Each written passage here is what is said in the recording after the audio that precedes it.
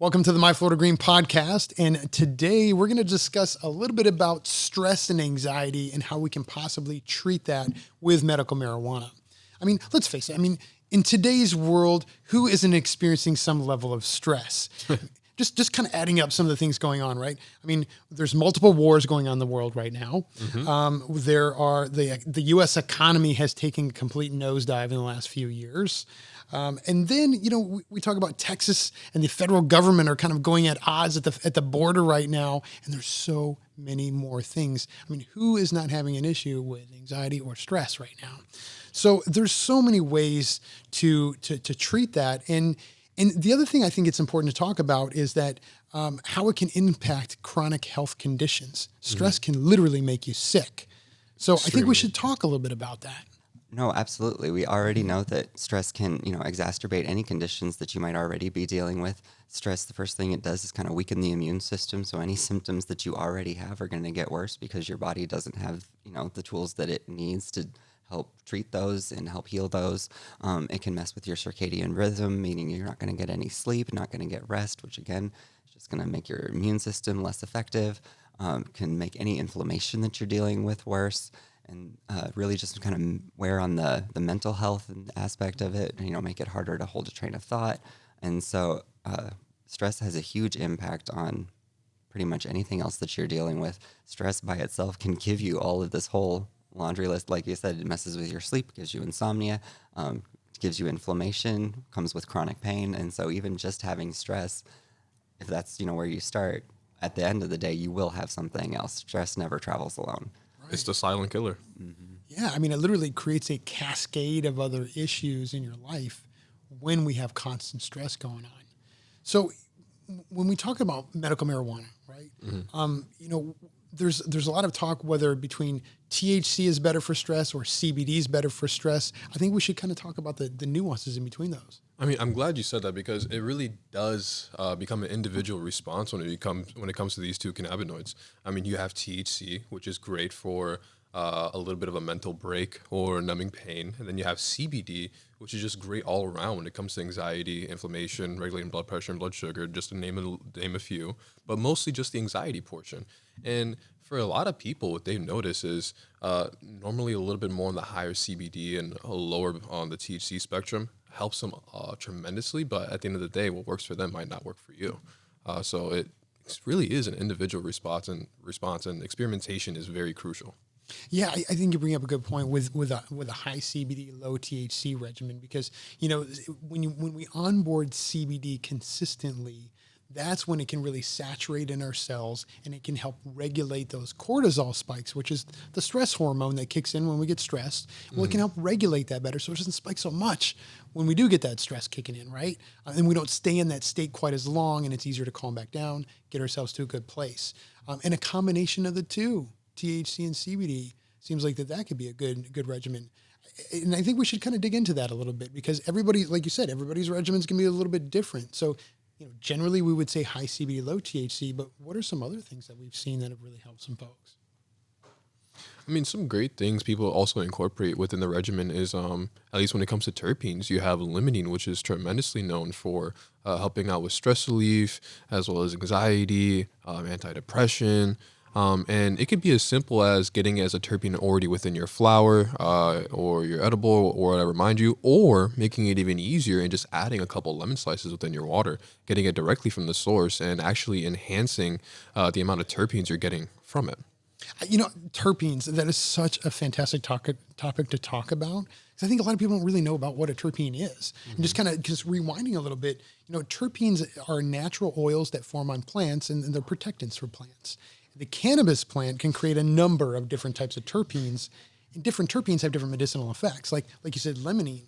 Now, a lot of these terpenes also come from natural fruits and herbs as well. Like limonene, for example, comes from orange peel oil, right? And there's a number of different ones out there. For example, linalool. It's also found in lavender. And linalool is calming, sedating, very, very good for that stress management. And there's a bunch of other ones. So I think it's good for people to understand what a terpene is and that it is also infused into your cannabis products. That's because the plant either already grew it or they added it botanically from the actual fruit or herb. Mm-hmm. What are some other things that have been effective that we've seen for other folks? For example, the difference between sativas and indicas. I think people should know there's a big difference with that. Very. And so sativas are generally is more of a mind dominant form of THC where you can get more focused. So if you're in, a lot of stress, it could go the opposite way with you on that one because you might focus a little bit more on that stress, right? So you got to be careful with those. Whereas indicas, also known as indicouch, because it's more, it's sedating, it's very calming, it's good for pain, good for kind of before bed. So that might be a good one to stick with. But another nuance to all of this is that they say it's about a 5% of the population have the reverse effect with those sativas and indicas. Yeah. So you're just going to have to experiment to find out. There's no way to know unless you try it. But I would definitely, when you do that experiment, if you are a patient, I would definitely recommend doing that in the evening, kind of a couple hours before bed.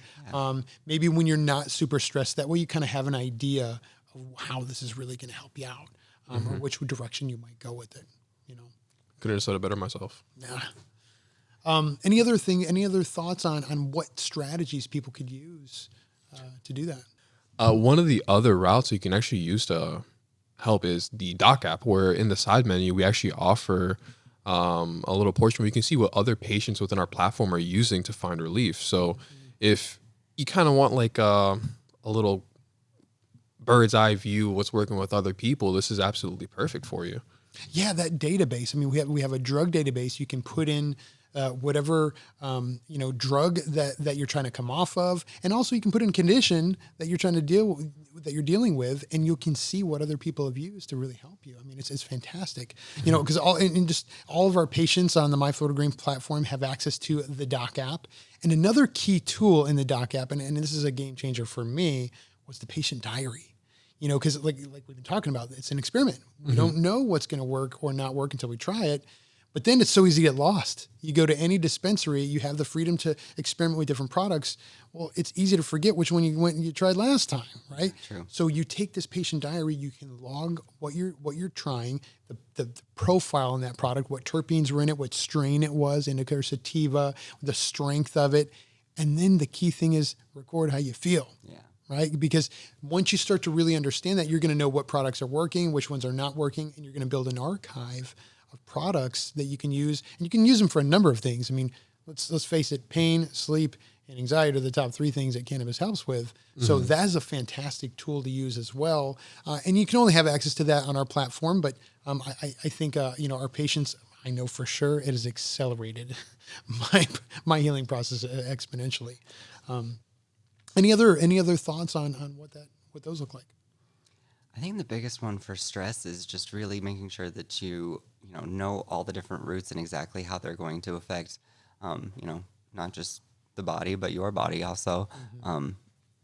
We know that, when it comes to, edibles and gummies and cookies and things like that, it's going to take, 1 to 2 hours to kick in. A lot of people don't feel it right away. They end up taking too much, and then all of a sudden they're out of control. They're really paranoid. They're going off the deep end. And so just being aware of, okay, this is how this works. This is how to appropriately take it. Even just knowing the difference between, the tincture kicks in 20 to 30 minutes versus the hour, but it only lasts 4 to 6 hours versus the 8 to 10 hour mark. Being educated and empowered in that way can be really huge, because I know a lot of people with stress also struggle a lot with, losing control. And so as soon as they start to lose control of something, that can get into paranoia, which then their anxiety and their stress just goes through the roof. And so just making sure that you're, really well educated on how the body in general processes these different methodologies and these different routes, and then how your body, like you said, individually processes it. Yeah, and that is a very real thing. I mean, you're trying to get relief from something, and then if you start to feel a little bit paranoid, or you just don't feel like you're in full kind of capacity, and the best way to mitigate that, CBD. And our sister company, Revita Oil, has some of the best CBD in the market. I know I sound biased, but it truly is.